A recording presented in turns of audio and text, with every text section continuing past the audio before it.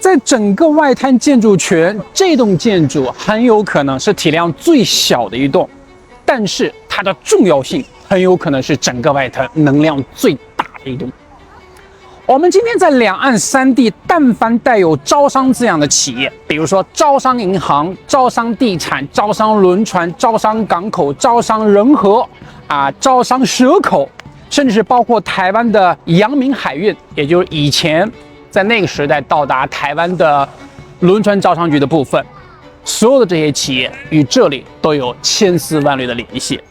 中国最早的航运企业也是用近代先进的管理模式进行的企业，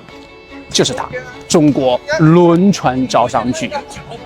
如果说中国近代企业或者央企或者国企的话，它是鼻祖。大家想想看啊，从1873年那个时代，盛宣怀和他们在上海成立了轮船招商局，到今天算下来多少年了？151年了，这中间是多少代人啊？所以，那在1873年轮船招商局初创的时候呢，它的总部并不在这里，在杨靖邦的永安街。直到今天，我们南市还有一条永安路，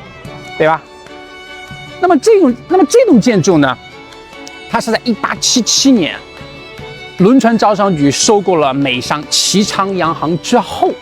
然后呢，在1891年，最后呢，齐昌洋行清理了外滩的最后一块土地，轮船招商局全数拿下。在拆除了老楼之后，委托当时著名的马里逊洋行进行重新设计的。那么在1901年建成，就是今天我们见到的这栋漂亮的小楼。好，它和南侧的外滩6号中国通商银行以及外滩7号中国电报局包括8号轮船招商局，它一起构成了当时洋务派在上海最核心的资产。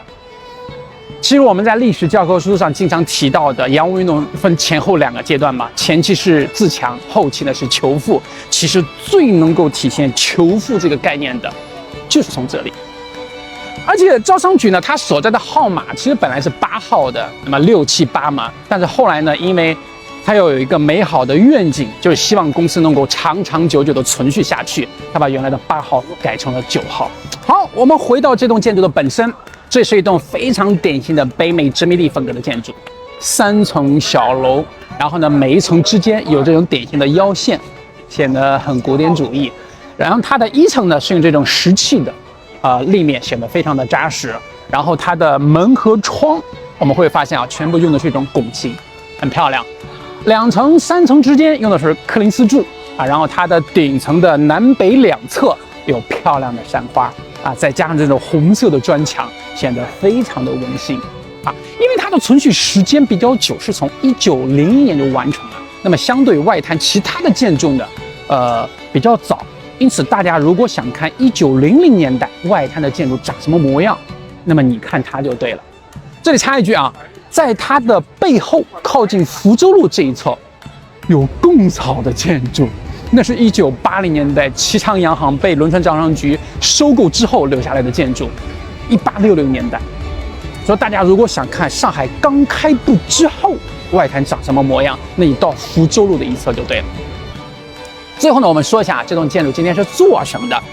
1949年之后，这栋建筑曾经被很多家单位在使用。你比如说港务局上海船厂，包括海事局都用过。那么在1998年的时候，由轮船招商局重新持有。